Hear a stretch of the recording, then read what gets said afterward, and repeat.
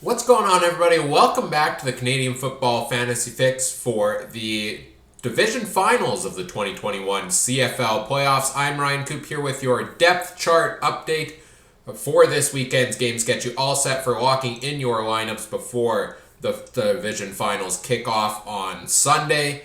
Four teams left in the pursuit of the Grey Cup. All of them have their lineups out. I'll go through them all one by one here for you. If you missed it, go back, check out my positional previews as well from earlier in the week.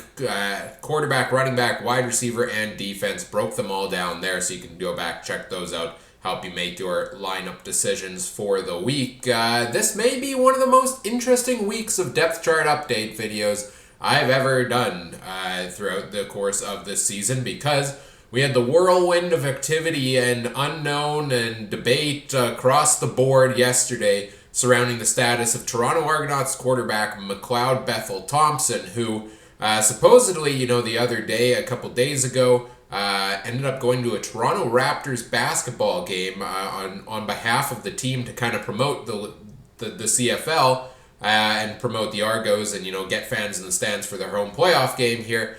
Well, apparently that broke CFL protocol, which means he now needed to quarantine for 4 days, which would take us up to past the division finals on Sunday. So now, of course, you can imagine there was quite the uproar surrounding this. Starting quarterback for the Argos potentially now not able to play due to the team, I guess, not understanding the rules, or the ownership group not understanding the rules, or possibly not caring anyways.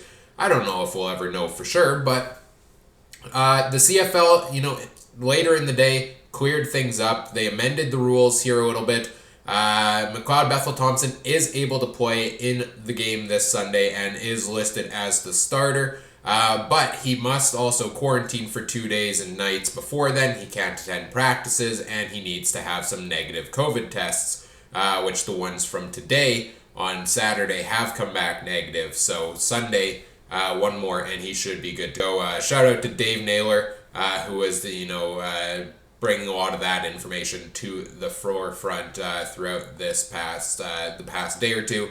Matthew Shinetti reporting that the first COVID test for McLeod Bethel Thompson today came back negative there as well. So shout out to two great reporters from around the CFL, and a lot of hoopla around this game and around the roster because of this.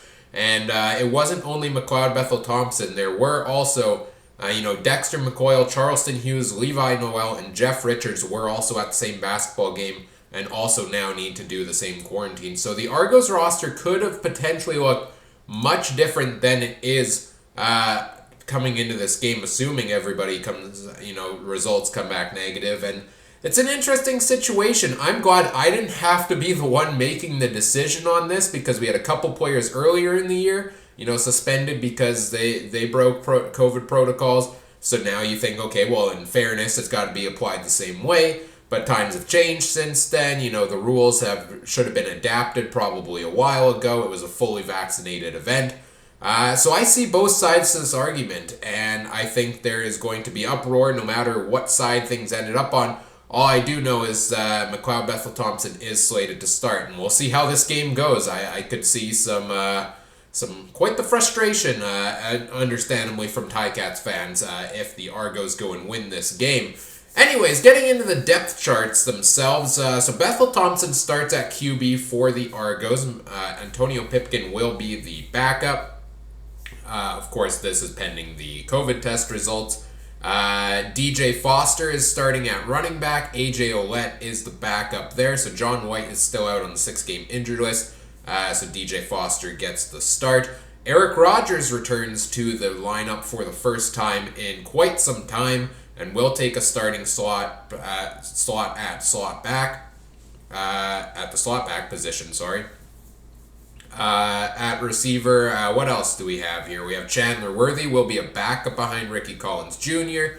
I imagine he'll handle kick returns like he did for a number of weeks already this season. And a lot of the starters back in the lineup here for the Argos in this big playoff game. At receiver, DeVaris Daniels, Eric Rogers, Ricky Collins Jr., Curly Gittins Jr., and Jawan Breskison are your starters. Chandler Worthy's a backup. Dejon Brissett is a backup behind Jawan Brescison as well. And I think most of the starting defense is back in. So a chance to finally be healthy for the Argos, who have had a number of guys miss some time this season. They're facing the Hamilton Tiger Cats, who come to town fielding pretty much the same lineup as the week before. Braylon Addison is still not ready to go. He is out of the lineup for the East Division Final. So the Ticats roll with the exact same offense as last week. Jeremiah Mazzoli starts at quarterback. Dane Evans as the backup. Interestingly, David Watford is listed as a third string at quarterback. He hasn't been in quite some time. I wonder if they're going to have him coming in, maybe do some short yardage plays, or maybe it's just to, make Toronto plan a little bit differently and we see him being the game day scratch. Interesting note there on David Watford back on the roster, though. At running back, Don Jackson starts again. Sean Thomas Erlington and Jackson Bennett are the backups. And at receiver, it's the usual crew. Stephen Dunbar Jr., Jalen Acklin, Brandon Banks, Tim White, and David Unger III are your starters. Poppy White and Tyler Chernowski are the backups. And Poppy White will be handling kick return duties as the primary returner, with Brandon Banks as the backup at that position. Moving on to the West Division Finals, we have the Saskatchewan Roughriders heading to Winnipeg to face the Bombers. The Bombers may have Andrew Harris back in the starting lineup for the first time in a number of weeks. He is on the depth chart listed as the starter at running back, but is also noted as a game-time decision.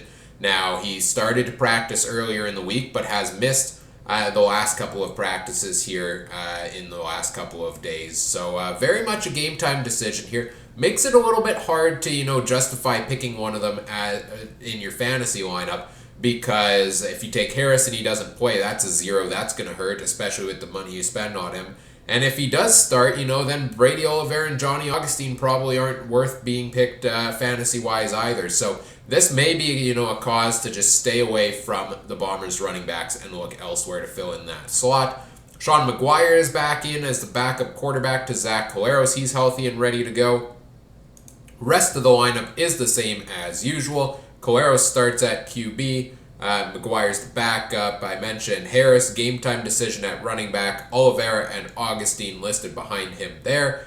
At receiver, your starters are Darvin Adams, Rasheed Bailey, Nick Dembski, Kenny Lawler, and Drew Wolotarski. It's the same crew we've seen pretty much all season long.